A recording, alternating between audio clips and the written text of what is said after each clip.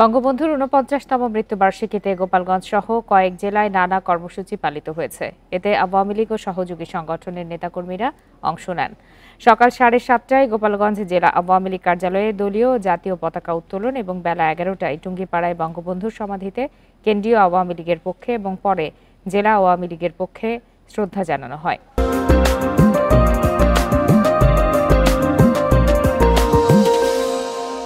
ছাত্রলীগ, যুবলীগ, কৃষক লীগ, মহিলা আওয়ামী লীগ, স্বেচ্ছাসেবক লীগ সহ সহযোগী সংগঠনের পক্ষে শ্রদ্ধা জানানো হয়। এ সময় তার রুহের মাগফিরাত কামনা করে দোয়া ও মোনাজাত করা হয়। নারায়ণগঞ্জে আওয়ামী লীগ কার্যালয়ে বঙ্গবন্ধুর প্রতিকৃতিতে শ্রদ্ধা জানান city mayor doctor Selina Hayat Ivy.